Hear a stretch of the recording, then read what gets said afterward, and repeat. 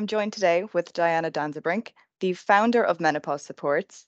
So, Diane, would you like to tell me about how you started on this journey and, what was your reason to kind of start this amazing campaign? Thank you, Chelsea, and thank you for inviting me today.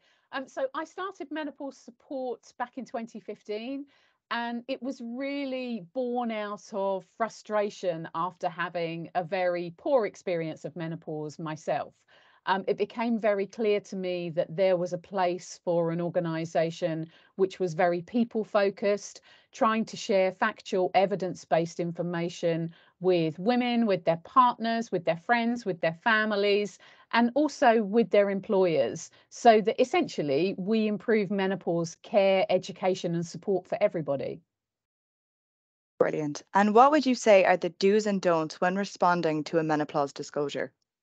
So I think the first thing about a menopause disclosure is to remember that it's probably taken the individual a significant amount of time to get to the point where they want to come and have that conversation with you, but it's not necessarily an easy conversation for them to have.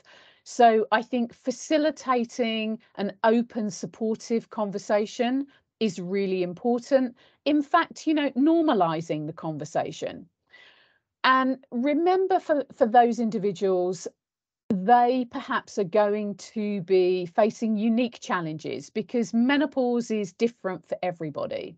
So during the conversation, allow plenty of time, allow space, don't try and fill the silence. And it could be emotional, so be prepared for that too.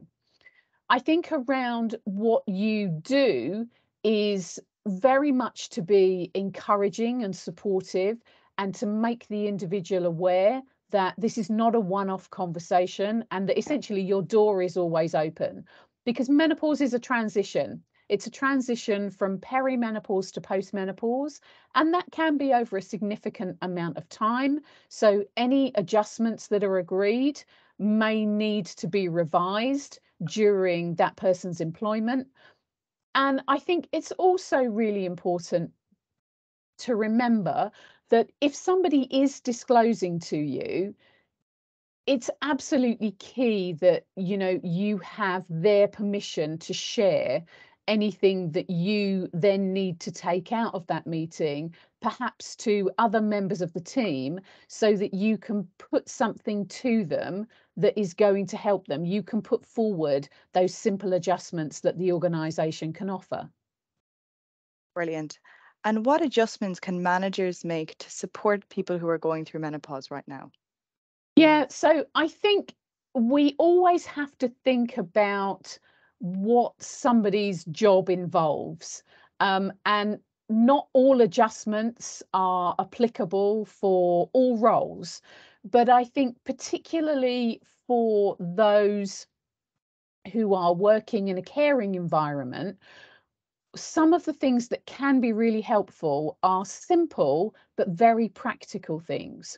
So things like uniform. If somebody has a uniform and they're experiencing lots of hot flushes, then it can be that they might need to have several uniforms available to them so that they can always feel clean and fresh. So I think that's one of the things. Having a uniform that is, where it can be, natural fibres as much as possible, being able to perhaps look at where somebody's rota, so the hours that they work, can perhaps be looked at to see if they're having real problems with sleep.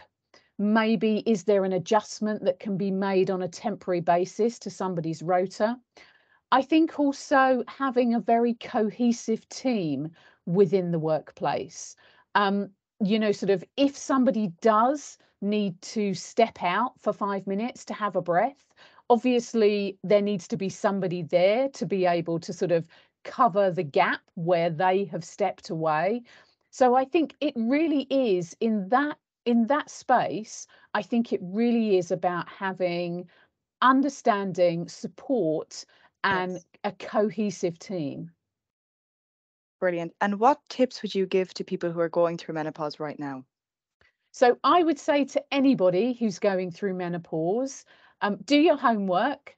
learn as much about it as you can. If you're looking for a source of factual evidence-based information, then Women's Health Concern is the patient arm of the British Menopause Society. And I would also say, please don't suffer in silence. Yes. We hear that so often where people don't feel that they can either disclose to their family, or they will wait a long time to see their medical health practitioner if that's their choice, or to speak to their employer. And I think if your symptoms are having an impact on your quality of life, that's the time to start having those conversations. So, as I said, it could be with family, but equally, it could be with your healthcare practitioner, who should be able to talk you through all of the potential management options for menopause symptoms. And equally, if you're struggling with symptoms in the workplace, then it's about having that open and honest conversation. For some people, that will be with their line manager, but for others, Chelsea, that's going to be with somebody like yourself, a wellbeing and engagement officer. And, knowing that there is that choice also, I think, makes a huge difference to people. So I would very much say, don't wait. If your symptoms are having an impact on you, then that's the time to seek help, both from your healthcare professional and also from your employer. Brilliant, Diane. Thank you so much for having this conversation with me today. It's great to be able to normalize getting women menopause supports in the workplace. Thank you so much. My pleasure, Chelsea. Thank you.